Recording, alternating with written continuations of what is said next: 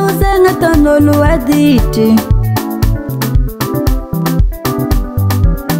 Imaru kuranga nulu pasta uzanga tonolo aditi Imaru kuranga nulu pasta uzanga tonoli tanga tanga Vaya benaritista tonolo marampi tanga tanga Sakonga nuzengi na charitista za mavita Alamini fono kapane Alamini fono ravade Malatia kwa nao Babanzana ko Malatia kwa nao Babanzana kutia Malatia kwa nao Babanzana ko Malatia kwa nao Babanzana kutaria Markun kuranga rinke Mikaskano Tiako novatku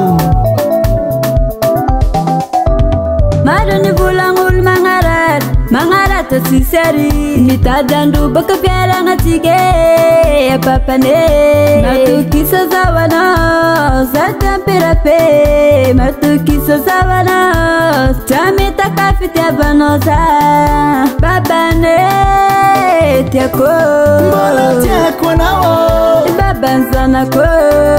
Malatia kwa nao Babanzana kutia Malatia kwa nao Babanzana ko Malatia kwa nao Babanzana kutaria Na desenho zahmatu kuftiavano zahe Tiava zahvatku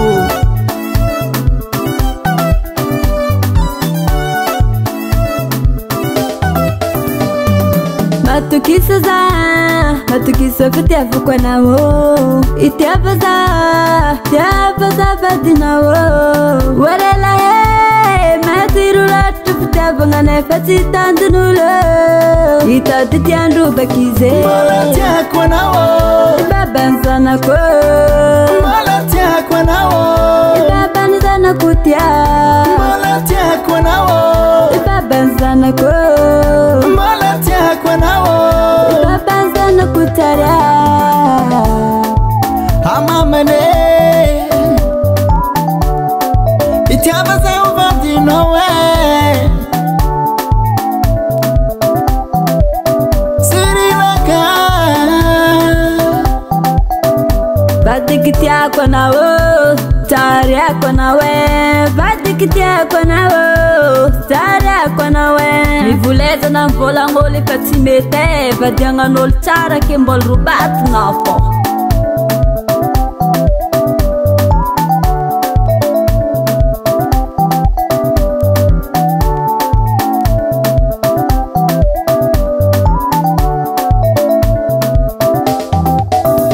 Malatia kwa nao Babanzana ko Malatia kwa nao Babanzana kutia Malatia kwa nao Babanzana ko Malatia kwa nao Babanzana kutaria Malatia kwa nao Babanzana ko Malatia kwa nao Babanzana kutia Malatia kwa nao Babanzana ko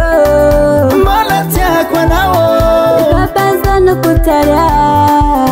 Tony 516 Production.